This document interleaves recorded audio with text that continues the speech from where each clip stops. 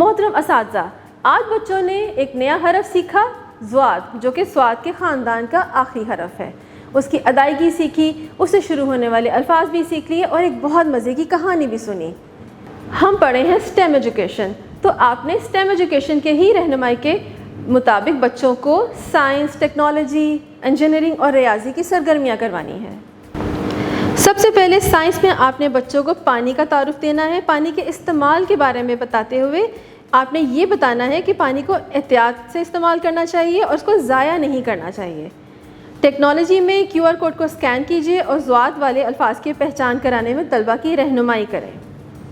Engineering میں پیڑوں کی مدد سے اپنے ارد گرد ضاد سے شروع ہونے والی کوئی بھی چیز بنانے میں طلبہ کی رہنمائی آپ کر سکتے ہیں۔ ریاضی میں اوپر دی گئی تصویر میں ضاد سے شروع ہونے والی چیزوں کی گنتی کروائیے۔ اس کے علاوہ مسوتوں سے ارکان سازی ضرور کروائیں تاکہ جتنی بھی آپ کے طلبات ہیں 2 حرفوں کو جوڑ کر ایک نیا لفظ بنانا سیکھ لیں، جیسے ضاد الف زا، ضاد واو زو، ضاد چھوٹی اے زی، ضاد بڑی اے زے۔